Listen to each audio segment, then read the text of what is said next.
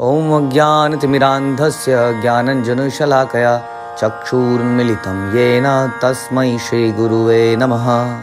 ॐ नमो भगवते वासुदेवाय।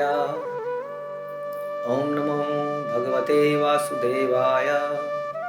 ॐ नमो भगवते वासुदेवाय। श्रीमद् भागवतम तीसरा कैंटो 5वां अध्याय 11वां श्लोक। और इस अध्याय में हम लोग चर्चा कर रहे हैं विदुर और मैत्रेय ऋषि के संवाद की, चर्चाओं की। विदुर मैत्रेय से कुछ प्रश्न पूछना चाहते हैं, लेकिन प्रश्न पूछने से पहले वो बहुत सारे ग्राउंड सेटिंग कर रहे हैं ताकि वो ये समझा सकें कि वो किस उद्देश्य से प्रश्न पूछ रहे हैं। वो कोई जिज्ञासु बालक नहीं है जिसके अंदर कुछ जिज्ञासाएं आ गई हैं। वो कोई ज्ञानी भी नहीं है जो कुछ ज्ञान प्राप्त करके तृप्ति करना चाहते हैं, अपने आप को बुद्धिमान बनना चाहते हैं। पिछले 4 श्लोकों में यदि आपने सुने होंगे तो ये बात बिल्कुल क्लियर होती है कि विदुर ऑलरेडी जानते हैं बहुत चीज़ों के बारे में, सभी चीज़ों के बारे में, लेकिन वो अपनी भक्ति को बढ़ाना चाहते हैं। भक्ति कैसे बढ़ती है?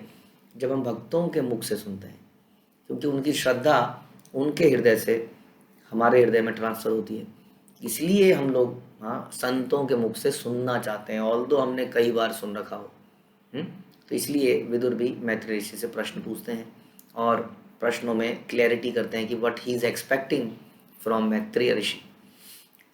कहा तृप्नियात तीर्थ पद अभिधानात सत्रेषु वा सूरिभीडयमानात या कर्णाणि पुरुषस्य यातो भवप्रदाम गेहरतिम छिन्नति। जिनके चरण कमल समस्त तीर्थों के सार रूप है। तो वाकई में हम कई सारे तीर्थ स्थानों में जाते हैं और हमारी श्रद्धा है, लेकिन वास्तव में तीर्थ स्थानों में जाने का मतलब है भगवान की शरणागति करना, उनके चरण कमलों को अपनाना, क्योंकि उन तीर्थ स्थानों में भगवान के चरण पड़े होते हैं। भगवान ने उन जगहों पे लीलाएं करी होती हैं। वही तो तीर्थ स्थान हुआ जहाँ भगवान रहे हैं, उन्होंने लीलाएं करी हैं, उनके भक्तों ने कुछ लीलाएं करी हैं। हम वृंदावन में जाते हैं तो वृंदावन की धूल को अपने माथे पे लगाते हैं, क्योंकि उस धूल पे भगवान के चरण पड़े होते हैं। तो इस प्रकार से जिनके चरण कमल समस्त तीर्थों के सार रूप हैं तथा जिनकी आराधना महर्षियों तथा भक्तों द्वारा की जाती है, ऐसे भगवान के विषय में पर्याप्त श्रवण किए बिना मानव समाज में ऐसा कौन होगा जो तुष्ट होता होगा? Yes, nobody is satisfied right now. हम बहुत भरसक प्रयत्न कर रहे हैं। कोई अपने धन से रेस्टोरेंट्स को ट्राई कर रहे हैं, अलग अलग रेस्टोरेंट को ट्राई कर रहे हैं, नए रेस्टोरेंट को ट्राई कर रहे हैं, बट नोबडी इज सेटिस्फाइड। बल्कि अधिक रेस्टोरेंट में खाने से अल्सर और पता नहीं कौन कौन सी बीमारियां हो जा रही हैं। कोई अपनी पत्नी और पति के साथ अलग अलग तरीके से जीवन में आनंद लेने का प्रयास कर रहा है। कोई अपनी प्रियतमा को बना रहा है, एक को बना रहा है सेटिस्फेक्शन, दूसरे को बना रहा है सेटिस्फेक्शन। No satisfaction. कोई भी समाज में संतुष्ट नहीं है। क्यों? क्योंकि वो भगवान के विषय में पर्याप्त श्रवण नहीं कर रहा है। भागवतम ऐसा कह रही है। इसलिए समाज में असंतोष फैला हुआ है। मनुष्य के कानों के छेदों में ऐसी कथाएं प्रविष्ट होकर उसके पारिवारिक मोह के बंधन को काट देती है। यस, जो पारिवारिक मोह है ये अक्सर हमें सुख देने के बजाय दुख दे देता है। क्यों ऐसा होता है? क्योंकि मोह में पड़ने के कारण हम अपनी ड्यूटीज को पूरा नहीं कर पाते हैं, और ड्यूटीज जब पूरी नहीं करेंगे तो कहीं ना कहीं स्ट्रेस तो डेवलप होगा ही, है कि नहीं?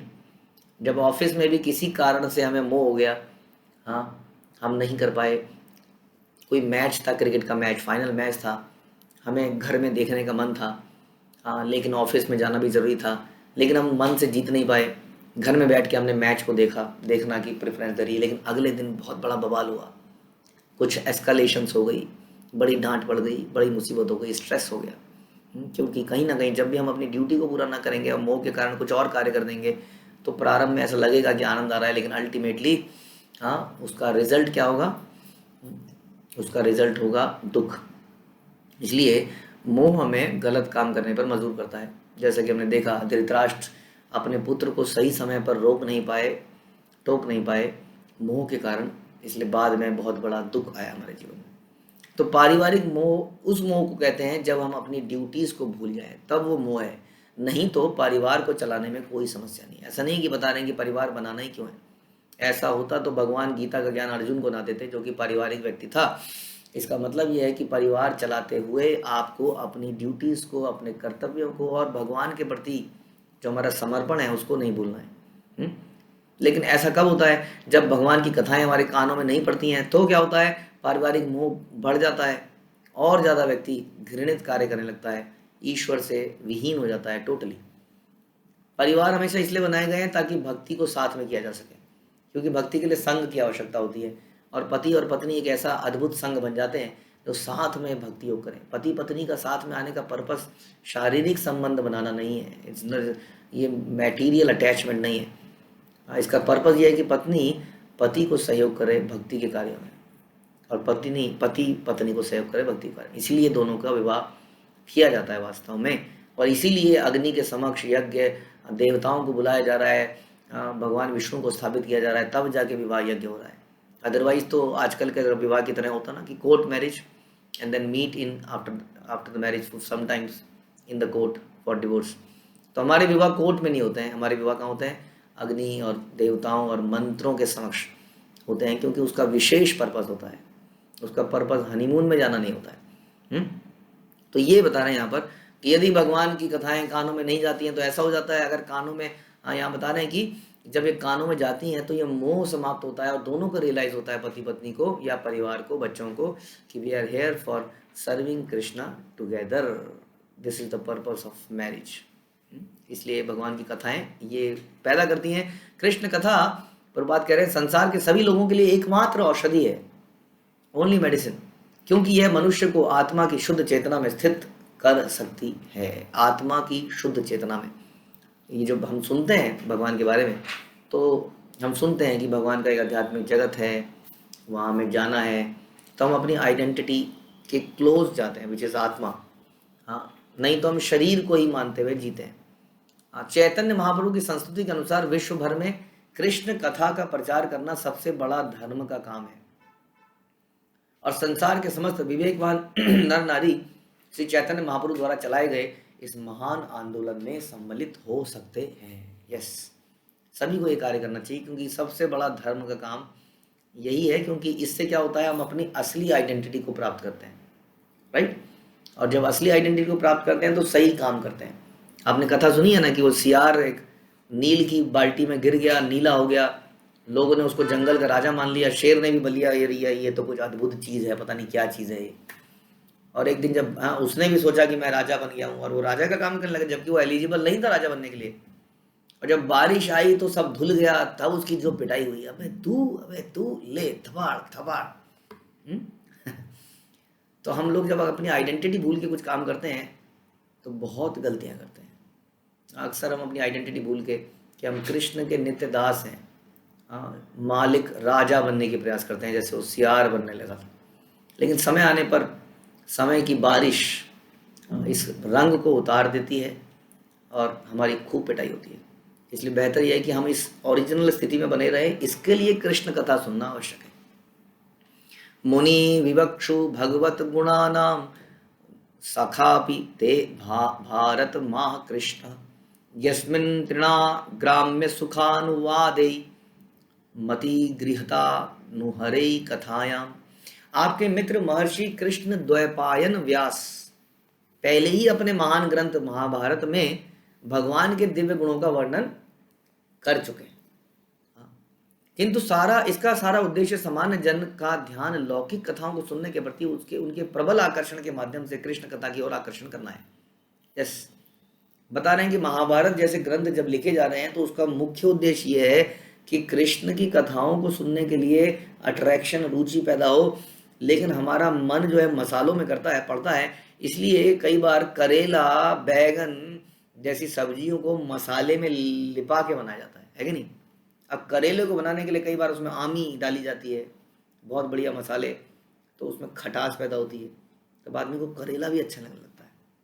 लेकिन असली उद्देश्य करेला खिलाना था ताकि खून की सफाई हो सके, उसके गुण मिल सके।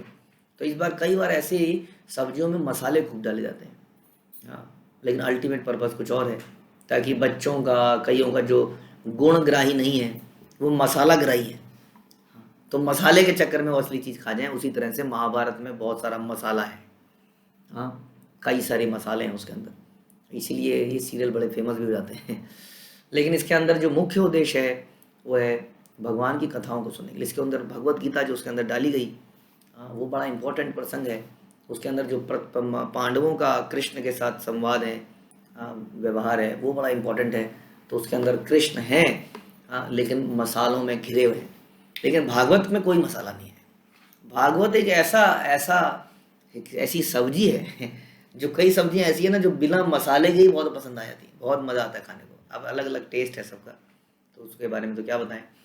कई चीज़ों में हम जैसे फलों में भी थोड़ा सा मसाला डालते हैं, चाट मसाला। लेकिन कई फल ऐसे हैं, जैसे बढ़िया सा आम हो, हाफूस, आम को जब खाते हैं तो कोई मसाला नहीं चाहिए, ऐसे का ही ऐसे ही खिला दो इसको। तो ऐसा है श्रीमद् भागवतम। लेकिन एनीवे, जो महाभारत और बाकी ग्रंथ भी हैं, उसका मूल पर्पस भी यही है, इसी पर्पस से लिखे थे। सा श्रद्धानस्य विवर्धमाना विरक्ति मन्यत्र करोति पुंसा हरे पदानुस्मृति निवर्तस्य समस्त दुखाप्याय माशु धत्ते। जो व्यक्ति ऐसी कथाओं का निरंतर श्रवण करते रहने के लिए आतुर रहता है, उसके लिए कृष्ण कथा क्रमशः अन्य सभी बातों के प्रति उसकी उदासीनता को बढ़ा देती है। उदासीनता होता है मतलब नो अटैचमेंट। जैसे जैसे हम कृष्ण कथा सुनते हैं, संसार की यूजलेस चीज़ों से हमारी डिटैचमेंट रहती है। यूजलेस चीज़ें क्या हैं? यूजलेस चीज़ें हैं गलत संबंध बनाना, इधर उधर गलत दृश्य देखना, गलत वीडियोस, गलत फोटोग्राफ्स, गलत संबंध, जो संबंध नैतिक नहीं है, वैदिक नहीं है, उन संबंधों को बनाने में सारा संसार लगा हुआ है। सारा संसार गाड़ी में चलता है, मेट्रो में चलता है, बस तिरछी नज़रों से एक दूसरे को देखते रहते हैं। कहीं किसी से नज़र टकी तो कुछ बात ना बन जाए, कहीं कोई मुस्कुरा दी तो उसके पीछे पीछे चल पड़ते हैं। जैसे कि एक डॉग एक बिच के पीछे चलता है ना, गली गली गली गली, वो इस गली तो ये उस गली, हल्का सा कोई मुस्कुरा दे बस, तो दिन रात लोग यही ढूंढ रहे हैं चारों तरफ। ऐसी अनेक चीज़ों से उदासीनता पैदा हो जाती है जब हम कृष्ण कथा को सुनते हैं। पीपल आर फ्रस्ट्रेटेड, अपनी आदतों से बाज नहीं आ पा रहे हैं, मानते हैं कि गलत है। कई लोग प्रोस्टिट्यूट के पास जाते हैं, कई लोग नशा करते हैं, वो सब फ्रस्ट्रेटेड है इन आदतों से। लेकिन जब वो वास्तव में कृष्ण कथा को सुनने के लिए रुचि पैदा करते हैं, तो तब इन चीज़ों से उदासीनता, विरक्ति पैदा हो जाती है। वह भक्त जिसने दिव्य आनंद प्राप्त कर लिया हो, उसके द्वारा भगवान के चरण कमलों का ऐसा निरंतर स्मरण तुरंत ही उसके सारे कष्टों को दूर कर देता है। क्यों नहीं? हमारे जीवन में कष्ट आते ही इसलिए हैं क्योंकि हम भगवान से दूर हैं, क्योंकि हम पाप कर्म करते हैं। जैसे ही हम भगवान के भक्ति में आनंद लेते हैं तो हमारे पाप कर्म समाप्त हो जाते हैं, हम भगवान के क्लोज आ जाते हैं, तो अपने आप ही हमारे सारे कष्ट दूर जाते हैं। क्योंकि भगवान आनंद के भंडार हैं, इसलिए उनको राम कहा जाता है। तो इसी में हमारा सारा का सारा वैदिक साहित्य ये बताता है कि भगवान की कथाओं में जो रुचि है, ये जो है मूल चीज़ है हमारी। कैसे हम रुचि पैदा करें? देखिए, हम लोग भागवत गीता भी पढ़ते हैं, सुनते हैं, जो कि ज्ञान है। ज्ञान के बाद क्या होना चाहिए? What should be the next step? जब हमें पता चलता है कि ये मेरे रिलेटिव है। फॉर एग्जांपल, हमारे किसी व्यक्ति की शादी होती है, वो पति और पत्नी पहले दिन मिलते हैं, शादी के बाद पहले कभी बातचीत नहीं हुई थी, तो पति अपनी पत्नी के बारे में हर चीज़ जान लेना चाहता है। तुम कहाँ पैदा हुई, तुम कहाँ स्कूल में पढ़ी, तुम्हारी क्या हॉबीज़ हैं, बहुत बातें होती हैं। बट बातें होके क्या वो दोनों अगले दिन से अलग अलग हो जाते हैं? बातें करने का पर्पस था एक दूसरे को जानना, ताकि प्रेम पैदा कर सके, और उसके बाद में हृदय से बातें होती है। पहले तो बहुत सारी इन्फॉर्मेशन एक्सचेंज होती है। उसी तरह से भगवत गीता हमें बहुत सारी इन्फॉर्मेशन देती है भगवान के बारे में, हमारे बारे में। और ये सुनने के बाद, समझने के बाद, the next step is to love each other, and love means to serve each other. तो हम कृष्ण के बारे में जब इन्फॉर्मेशन का एक्सचेंज कर लेते हैं, अच्छे से उस पर श्रद्धा बैठा लेते हैं भगवत गीता के माध्यम से, तो भागवतम में उन कथाओं को सुन के प्रेम डेवलप करते हैं। तांचोच शोच्यान विदो अनुशोचे हरै कथायां विमुखानधेन क्षृणोति देवो अनमिष्यतु येषा मायुर्वृथा वाद गति स्मृति नाम। हे मुनि, जो व्यक्ति अपने पाप कर्मों के कारण दिव्य कथा प्रसंगों से विमुख रहते हैं, मुंह फेरे रहते हैं, उनको आनंद ही नहीं आ रहा, क्या बकवास बोले जा रहे हैं रोज के रोज, और फलस्वरूप महाभारत भगवत गीता के उद्देश्य से वंचित रह जाते हैं, वे दयनीय द्वारा भी दया के पात्र हैं। क्यों नफरत करें हम ऐसे लोगों से जो भक्त नहीं है, क्योंकि वो तो बेचारे हैं, ऑलरेडी बेचारे हैं। बेचारे कोई गरीब आदमी सड़क पे गिरा है तो कोई नफरत नहीं करता ना, क्या है ये बेचारा। This should be the feeling of a Vaishnava, कि जब संसार के लोगों को देखें क्या है, we must I mean compassion, हमारे अंदर कंपैशन आए, हम उन्हें किसी तरह से भक्त बनाने का प्रयास करें। वे दयनीय द्वारा भी दया के पात्र हैं, मुझे भी उन पर तरस आती है, क्योंकि मैं देख रहा हूँ कि किस तरह नित्य काल द्वारा उनकी आयु नष्ट हो रही है, वो मर रहे हैं, बूढ़ा हो गया है, बाल काले करे जा रहा है, दांत निकल गए हैं, खाना चाहता है मांस, आंखें मर गई हैं, लेकिन अभी भी स्त्री के प्रति आकर्षण नहीं गया है, फ्रस्ट्रेटेड है, कोई बात नहीं सुन रहा है, मुंह से लार टपक रही है लेकिन मुंह में कुछ डाल नहीं सकता है, इसलिए सठिया गया है। ये सब देख के बड़ा दुख होता है, किस प्रकार से मर रहा है। ये दार्शनिक चिंतन, वे दार्शनिक चिंतन जीवन के सैद्धांतिक चरम लक्ष्यों तथा विभिन्न कर्मकांडों की विधियों को प्रस्तुत करने में स्वयं को लगाए रहते हैं। क्या करते हैं लोग? कर्मकांड में पक्के हैं। हाँ, हमारे दादाजी ने बोला था कि रोज यहाँ पर जल चढ़ाना है, वहाँ पेड़ में जल चढ़ाऊंगा। कोई क्यों चढ़ाना है, क्या चढ़ाना है, कौन भगवान है, कुछ नहीं पता है। बहुत सारे रिचुअलिस्टिक सेरेमनी कर रहे हैं, सारे परफेक्ट हैं। शादी ब्याह कैसे होती है, लड़की को क्या क्या कितने जोड़े चलेंगे, लड़कों बड़े बिल्कुल परफेक्ट हैं इन चीज़ों में। पूछ लीजिए हमारे पुराने लोगों से, कई बार वो सारा प्रोसेस बता देंगे आपको बढ़िया से, लेकिन भगवान कोई रुचि नहीं है। हाँ, तो ऐसे लोगों के ऊपर कई बार दया आती है, यहाँ पर विदुर बता रहे हैं।